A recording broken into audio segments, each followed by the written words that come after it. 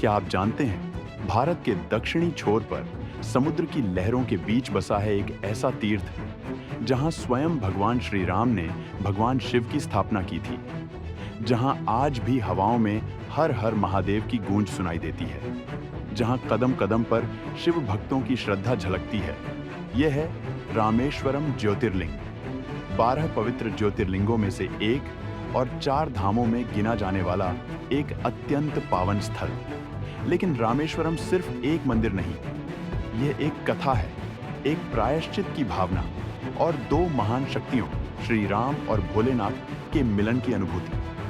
कहते हैं, जब भगवान श्री राम ने रावण का वध किया तो उन्हें विजय का आनंद नहीं मिला, बल्कि मन में एक बोझ उतर आया। रावण केवल एक राक्षस नहीं था, वह वेदों का ज्ञाता था, महर्षि पुलस्त्य का वंशज और भगवान शिव का महान भक्त। रावण का वध एक ब्राह्मण हत्या मानी गई और इसी पाप के प्रायश्चित के लिए श्री राम पहुंचे रामेश्वरम। ऋषियों के कहने पर पाप से मुक्ति पाने के लिए श्री राम ने ज्योतिर्लिंग स्थापना का निर्णय लिया। हनुमान को कैलाश से शिवलिंग लाने भेजा गया, लेकिन मुहूर्त निकट था और हनुमान समय पर लौट नहीं सके। तब माता सीता ने समुद्र किनारे की रेत से शिवलिंग बनाया। श्री राम ने उसी रेत के शिवलिंग को स्थापित किया, जिसे रामनाथ कहा जाता है। बाद में हनुमान के लौटने पर उनके लाए शिवलिंग को भी स्थापित किया गया, जिसे श्री राम ने हनुमदीश्वर शिवलिंग नाम दिया। कहते हैं, भगवान शंकर श्री राम की भक्ति से इतने प्रसन्न हुए कि स्वयं ज्योतिर्लिंग के रूप में प्रकट हुए। यही बना रामेश्वरम ज्योतिर्लिंग। हनुमान वायुपुत्र अपने वेग से काशी पहुंचे और शिवलिंग लेकर लौटे। तब राम ने दोनों शिवलिंगों की स्थापना की, एक रामनाथ स्वामी और दूसरा ज्योतिर्लिंग। आज भी इस मंदिर में दोनों शिवलिंगों की पूजा की जाती है। अब बात करें इस मंदिर की भव्यता की। रामेश्वरम मंदिर भारतीय स्थापत्य और शिल्पकला का एक अनुपम उदाहरण है। इसका प्रवेश द्वार लगभग 40 फीट ऊंचा है और भीतर सैकड़ों पत्थर के स्तंभ, जो पहली नजर में एक जैसे दिखते हैं, लेकिन नजदीक जाकर देखेंगे तो हर एक पर फूलों और लताओं की अनोखी नक्काशी।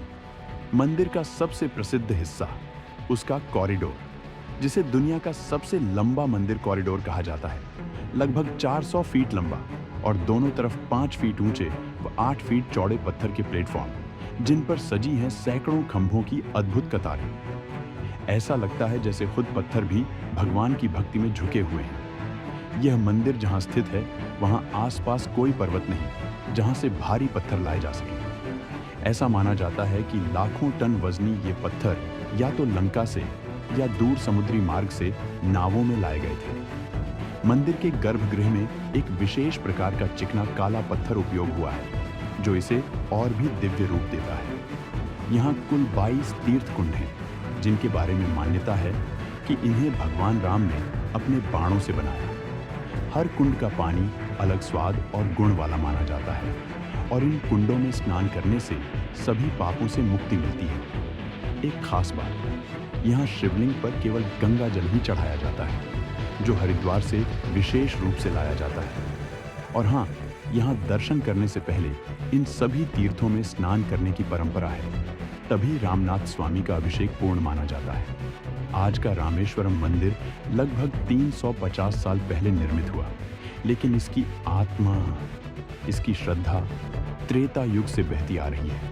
तो जब कभी जीवन में शांति की तलाश हो या दिल से भगवान के करीब महसूस करना हो, तो एक बार रामेश्वरम जरूर जाइए, क्योंकि रामेश्वरम सिर्फ एक जगह नहीं है, ये एक एहसास है, एक भक्ति का सफर, जहां श्री राम और शिव दोनों साथ मिलते हैं।